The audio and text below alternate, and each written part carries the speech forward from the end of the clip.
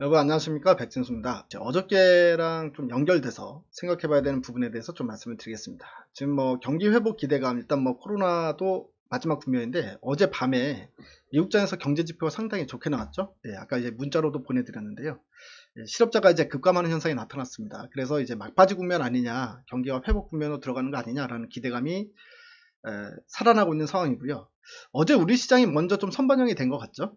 어제 이제 기관하고 외국인들의 수급의 특징을 가지고 유튜브를 찍었었는데, 어제 뭐 연택트나 뭐 코로나 수혜주 이쪽에서는 좀 이익 실현하면서, 그동안 이제 그 바닥권에 있었던 대형주들이죠. 그 경기 민감주라고 할 수 있는 종목들을 대거 매수에 들어간 현상들이 나타났다. 삼성전자, 하이닉스는 물론이거니와 외에도 뭐 포스코라든가 현대제철이라든가 뭐 두산인프라, 뭐 현대모비스, 맘도, 뭐 이런 현대차, 뭐 이런 전통적인 이제 제조업체들이 바닥권에서 이제 급등 현상이 나타났다. 그러니까 이거를 의미 있게 볼 것이냐, 말 것이냐, 이제 그거에 대한 이야기를 좀 해봐야 되거든요. 지금 삼성전자 어저께 이제 수급 동향을 같이 한번 좀 살펴보면, 그렇습니다. 이게 어제 일자죠. 6월 3일 날, 기관이 956만 2698주, 외국인이 330만 주, 이렇게 이제 매수가 들어왔습니다. 그러니까 이제 기관하고 외국인들만 뭐 1000만 주 넘게 어제 하루에만 매수가 들어왔던 거고요. 근데 이제 어저께 급등 나오기 이전에도 보게 되면 기관들이 5월 말부터 시작해가지고 꾸준히 이렇게 매집을 하는 모습들이 나타나고 있습니다. 외국인도 마찬가지고 계속해서 매도만 하다가 이제 매수가 전환이 되는 모습들이 이미 이전에도 좀 포착이 됐었다. 근데 이제 어저께 같은 경우에는 상당히 눈에 띄게 코스닥을 팔고 코스피 대형주로 이동하는 현상이 나타났다라고 볼 수가 있는 건데요.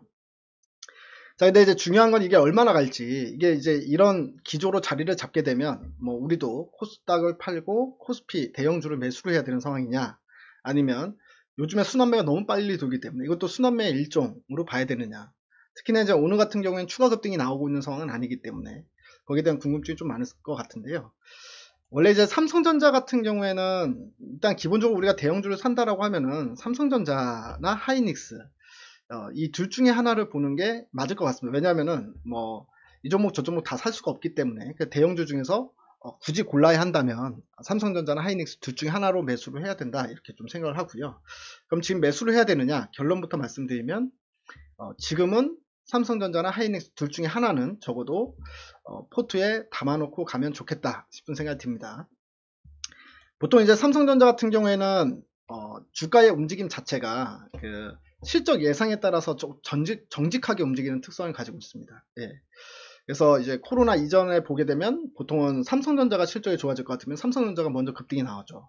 급등이 나오는데 급등 나온 다음에 뭐 그 이후의 수혜주들, 우리가 흔히 얘기하는 소부장 종목들, 소재, 부품, 장비 업체들, 이런 업체들이 결국엔 삼성전자 가기 시작하면 그 이후에 시차를 두고 따라서 올라가는 이런 형태의 어떤 움직임이 나타났다면, 코로나 이후에는 이제 그 반대죠. 지금 이미 코스닥에서 소부장들이 이미 다 날아가고 있는 상황인데 삼성전자와 하이닉스는 바닥권에 머무르고 있었던 상황이었다. 네. 이게 뭐냐면 삼성전자하고 하이닉스가 이제 공정개발, 투자를 어마어마하게 많이 집행을 했고요. 그 다음에 중국 같은 경우도 중국 굴기를 다시 본격적으로 시작하면서 투자가 선제적으로 들어가다 보니까, 그러니까 이제 소부장이 먼저 수혜를 받으면서 올라가는 형상이었고, 거꾸로 이제 삼성전자는 아직까지 이제 2분기 실적이 상당히 좀 폭망입니다. 폭망 수준으로 나올 거기 때문에 2분기 실적이 안 좋다라는 전망 때문에 그동안 못 올라갔었다. 그러다가 이제 막 키 맞추기를 하고 있는 형태다. 그러니까 삼성전자 올라가고 애들이 올라가고 이런 형태에서 이제는 애들이 먼저 올라가고 그 다음에 삼성전자가 나중에 따라 올라가는, 키 맞추기를 하는 이런 형태를 보이고 있다라고 보여집니다. 그렇기 때문에 일단은 시장의 특성은 상당히 빠른 순환매가 일어나는 뭐 그런 시장의 특성을 가지고 있기 때문에 지속성 여부는 봐야 되겠지만, 우리가 이렇게 헷갈릴 때는요, 실적 전망을 좀 들여다보면 됩니다. 자, 현재 증권사들이 삼성전자 2분기 실적을 이제 예상을 하는 걸 보게 되면 2분기 실적은 부진하다. 그러니까 예상 영업이익이 5조대, 5조 9천억 정도, 뭐 이렇게 이제 생각을 하고 있고요. 하지만 3분기 때 이제 드라마틱하게 올라온다라고 보고 있습니다. 증권사에서는 9조가 넘는 영업이익이 3분기 때 나올 것이다라고 생각을 하고 있는데, 뭐 이렇게 따지면 지금 삼성전자가 실적이 바닥이라는 이야기가 되는 거고, 2분기 때가, 그러면 그 바닥일 때가 결국엔 매수를 해야 되는 구간이다, 이렇게 좀 생각해 볼 수 있는 부분인 것 같습니다. 자, 4월 달이었죠. 4월 달 전 세계 스마트폰 출하량을 보게 되면 6,937만 대가 나왔습니다. 예. 거의 뭐 이제 폭망 수준이라고 봐도 되거든요. 이제 중국 같은 경우에는 전년 동기 대비 17%가 감소한 수준이고요. 미국 같은 경우에는 55%가 감소를 했습니다. 예. 4월 달부터 본격적으로 이제 미국이 락다운이 들어갔잖아요. 예. 그러면서 이제 출하량이 갑자기 이제 급감을 하는 현상이 나타났고, 인도 같은 경우는 97%, 마이너스 97%. 그러니까 거의 경제 활동이 중단이 됐다. 거의 뭐 사실 시장이 마비 상황이다라고 보면 되겠습니다. 삼성전자 같은 경우도 보면 1월 달에 보게 되면 전년 동기 대비 출하량이 마이너스 5%, 2월 달 같은 경우에 마이너스 6% 하다가 우리가 이제 3월 달부터 이제 본격적으로 코로나가 반영되기 시작한 시점이죠. 마이너스 28%, 그리고 4월 달에는 마이너스 50%가 나왔습니다. 그만큼 이제 스마트폰이 상당히 좀 안 좋았다, 이렇게 볼 수 있는 부분인데, 근데 긍정적인 부분은 있죠. 왜냐면은 코로나 국면이 끝나게 되면 이제 기저효과, 조금만 팔려도 전달 대비 또는 전분기 대비 이 상승폭이 상당히 크게 높아질 수 있는, 숫자적으로는 그런 이제 착시 효과 중에 하나이긴 하지만 어쨌든 기저효과라는 게 있을 수 있고, 그 다음에 이제 보복 소비, 코로나가 끝나고 사람들이 이제 거리로 밀려 나오면서 그때 이제 보복 소비 때 스마트폰이 많이 팔릴 것이다라는 기대도 해볼 수 있는 상황이다라는 거 하나가 있고요.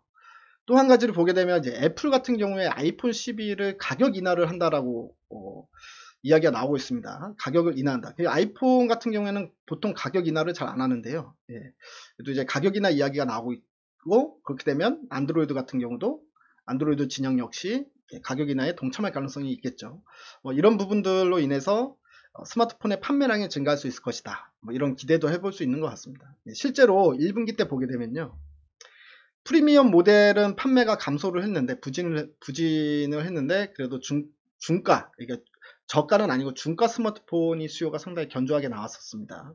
이런 부분들 봤을 때 프리미엄 폰이 이제 코로나 이후에 소비가 증가하는 시점에 맞춰서 가격 인하까지 나오게 되면 스마트폰이 의외로 상당히 좀 시장에서 부각받을 수 있다, 이런 생각을 좀 해볼 수 있을 것 같습니다. 자, 이제 D램 쪽 동향도 한번 보도록 하겠습니다. D램 같은 경우에는 2분기 때 코로나로 데이터 트래픽은 폭증을 했는데요. 근데 반면에 좀 실망을 했습니다. D램 쪽에 있어서 데이터 센터 투자가 상당히 빠르게 진행될 거로 생각했는데 상당히 더딘 속도로 진행이 됐습니다. 그래서 이제 사람들이 데이터 센터 D램은 이제 데이터 센터에 대한 그 어떤 모멘텀으로 기대를 했던 부분이 좀 이제 실망감으로 꺾였던 부분도 있었거든요. 근데 이제 가장 큰 이유가, 물론 뭐 이제 사람들 출근도 안 하고 거의 뭐 경제가 셧다운 되면서 데이터 센터 건설도 지연된 뭐 그런 부분도 분명히 있습니다만, 가장 큰 이유가 인텔에서 서버용 CPU 공급이 부족한 상황이었습니다. 그러니까 한마디로 인텔에서 공급을 잘 해줘야지 잘 팔 수 있는데 공급이 잘 안 되다 보니까 당연히 데이터 센터 투자 자체가 지연이 된 역할도 분명히 있었다라는 부분이었거든요. 근데 이제 다음 달부터는 이 인텔에서 본격적으로 이제 CPU가 생산이 됩니다. 6월 달에 서버 CPU 신제품을 출시를 하는데요. 이때 생산 능력까지 확대를 해가지고 출시를 한다고 하니까 본격적으로 이제 서버에 대한 CPU에 대한 쇼티지 상황은 어느 정도 마무리될 수 있다, 이렇게 볼 수 있고요.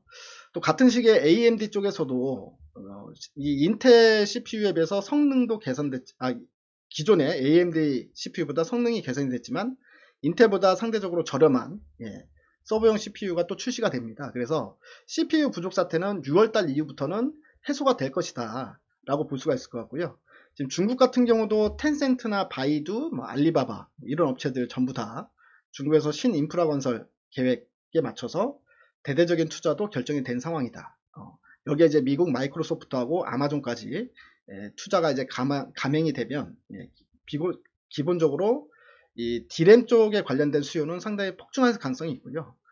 내년 1분기쯤이 데이터 센터 투자가 사상 최대치가 전망된다라는 게 지금 업계에서 나오고 있는 이야기입니다. 그 때문에 결국은 이번 2분기 실적을 바닥으로 해서 반도체 수요가 회복된다, 그리고 실적 증가세가 시작된다, 이렇게 우리가 생각해 볼 수 있는 부분인 것 같습니다. 그래서 삼성전자하고 SK하이닉스 같은 경우엔 지금부터 이렇게 매집에 나서 가지고 우리 포트에 한 종목 이제 딱 든든하게, 삼성전자나 하이닉스는 한 종목 딱 담고 들고 가보자, 이렇게 좀 오늘은 말씀을 드리도록 하겠습니다. 감사합니다. 백전수였습니다.